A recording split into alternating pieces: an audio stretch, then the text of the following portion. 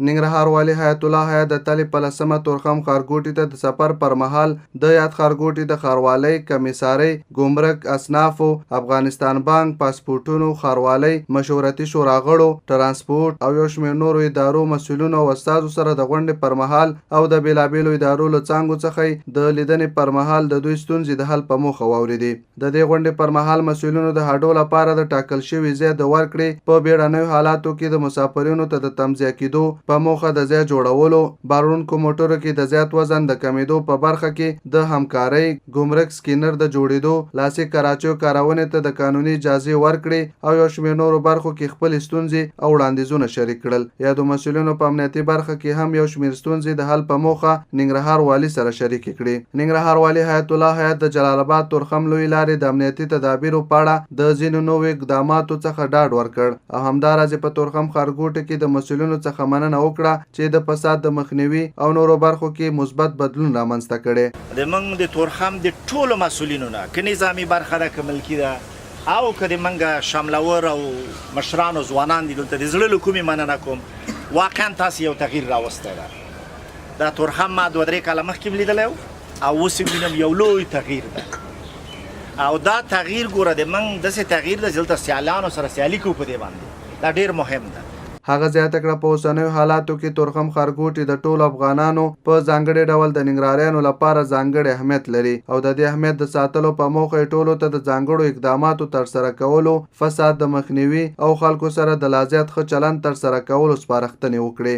تاسې باندې غږ کوم د یو بادار که افغانانو په صفت که تاسې که د موږ ملکي مسؤلین دي او که نظامي، هیله مې دا ده چې موږ سره مرسته وکړو. تورخم داسې یو ځای ده چې دلته د ډیورنډ د هغې غاړې نه خلک راوړي. دلته باید د افغانانو کلتور وګوري، دلته باید د افغانانو عزت وګوري، دلته باید د افغانانو او د ننګرهاریانو هسکه شمله وګوري. دا نه چې په دې ځای کې راوښتی نه او موږ ورته کوتک نیولی چې واچوه پیسې.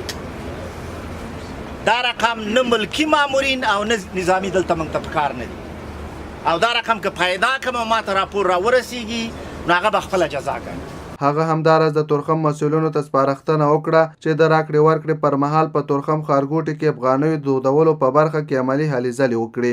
افغانۍ د موږ او تاسې ملي هویت ده. په دې کې را سره مرسته وکړئ د تورخم په ښارګوټي کې افغانۍ مروج کړئ. موږ په ځانګړي ډول انشاءالله دې ته ستراتیژي او پلانونه لرو چې دا کار باید وکړو په ولسوالیو کې او په ټول ننګرهار کې او حتی انشاءالله دا به په ټولو ولایاتو کې عملي کیږي.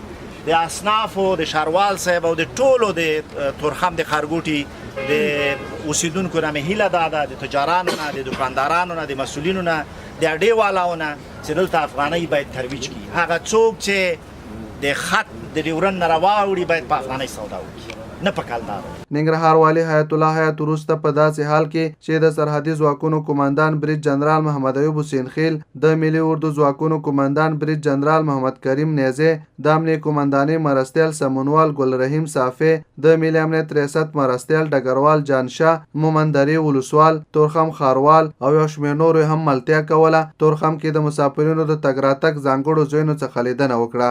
هغه د تورخم ښاروال او کمیسار مرستیال ته سپارښتنه وکړه چې د مسافرینو لپاره په شاوخوا 2 جریبه ځمکه کې تمځای او ټولو اړوند سهولتونه جوړ کړي او په دې برخه کې به ورسره له شخصي امکاناتو څخه هم مرسته وکړي. ښاروال صاحب موږ اوس تاسو سره د تورخم ډیورنډ خط په څیرمه ولاړ یو. دلته په دغه کټارو کې ډېر زیات د موږ تاسو هیوادوال منتظر دي تر څو د دې لپاره چې د دوی ابرو عزت او ښه خدمت شوی وي. دغه ساحه چې تاسو وینئ دا باید وپوښئ، سوری شي او دلته چوکۍ کېږدئ د ټولو دپاره چې په ابرو عزت وي، د دوی دپاره اوبه، د دوی دپاره تشنابونه، د دې هر څه غم وخورئ. او بله دفعه چې زه راځم له خیر دا کار باید شوی. تاسو کورکیم جوړه کړې ده پروژه به انشاءالله ستاسو حضور ته راځو او حکم به اخلو، کار به عملي کړو چې څومره زر وي دا کار باید. نوموړی همداراز د مسافرینو د تګ راتګ پر مهال د بیلابیلو خدماتي څانګو څخه هم لیدنه وکړه او پر مهال د مسؤلینو او مراجعینو ستونزې د حل په موخه واورېدې. هغه ټولو مسؤلینو ته ډاډ ورکړ چې ستونزو د حل په موخه به له اړوند ارګانونو سره خبرې اترې وکړي.